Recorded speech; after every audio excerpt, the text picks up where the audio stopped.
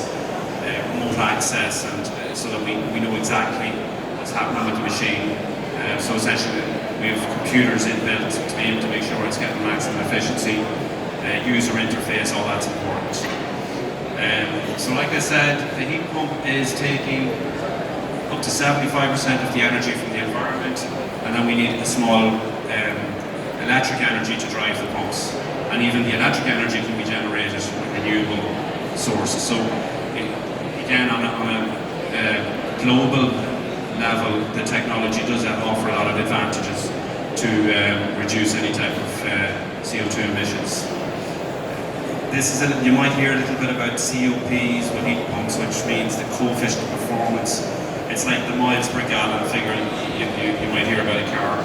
And SCOP would refer to seasonal, so over a full year, how the machine has performed. And essentially it's a measure of the energy out relative to the energy in, and typically can be 4 to 5, so a 4 to 5 ratio. The design of the installation is important. One of the main factors that affects the efficiency is the difference in temperature between where you're getting your heat from and what you're putting your heat to. So for example, a very efficient system would be using an underfloor heating which at low temperature, so you don't have to actually compress the temperature up too high, and it makes the efficiency, even as shown here, really in theory up to 10 times the factor. So heat pump technology, again, you're not burning any fossil fuels.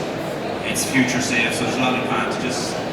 Here in the UK also, the additional advantage of a very strong government incentive to install this technology, because the government want to remove people away from using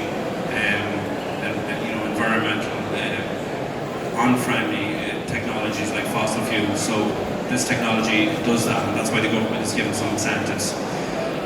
For the end user, all this background stuff is all very interesting, but for you need to know that the technology is secure. So this is just a peppering of some installations we have throughout the British Isles.